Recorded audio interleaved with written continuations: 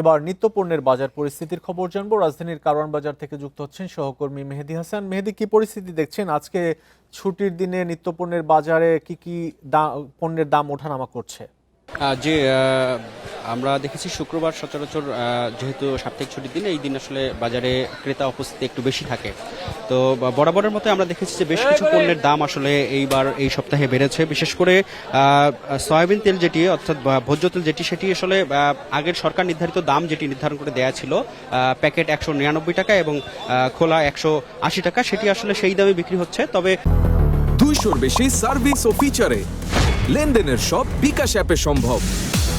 যারা বিক্রেতারা আছেন তারা বলছেন যে তারা যে পরিমাণ চাহিদা তাদের রয়েছে, সেই চাহিদা অনুযায়ী আসলে তারা দাম পাচ্ছে, চাহিদা অনুযায়ী তারা আসলে ভোজ্য তেল পাচ্ছে না। এছাড়া আমি বলে রাখি, আজকের বাজারে আমরা যেটা দেখেছি যে চিনির দাম যেটি গত সপ্তাহে 105 টাকা বিক্রি হয়েছে, সেটি আসলে দাম বেড়ে 110 টাকা বিক্রি হচ্ছে। এছাড়া আটা, সকল ধরনের আটার দাম আসলে বেড়েছে। আমরা দেখেছি আটা বিক্রি হচ্ছে 10 টাকা কেজিতে, 10 টাকা বেড়ে খোলা আটা বিক্রি হচ্ছে 160 টাকা এবং ময়দা 10 টাকা বেড়ে 70 টাকায় বিক্রি হচ্ছে। এছাড়া লবণের দাম যেটি দীর্ঘদিন ধরে 38 টাকা কেজি ছিল, সেটি আসলে আজকে বাজারে আমরা দেখেছি যে 2 টাকা বেড়ে আসলে কেজি বিক্রি হচ্ছে 40 টাকায়। এছাড়া পোলার চালটা ঈদের রমজান থেকেই আমরা দেখেছি যে বাড়তি দামই ছিল এবং সেটি এখনো বাড়তি রয়েছে। এবং আজকের বাজারে আমরা যেটি দেখেছি যে পোলার চালের কেজিতে আসলে আবার 5 থেকে 10 টাকা বেড়েছে এবং খোলা পোলার চাল যেটি গত সপ্তাহে 140 টাকা বিক্রি হয়েছিল, সেটি আসলে আজকে বাজারে বিক্রি হচ্ছে 150 টাকা এবং প্যাকেট আসলে কোম্পানি ভেদে 180 থেকে 85 টাকায় বিক্রি হচ্ছে।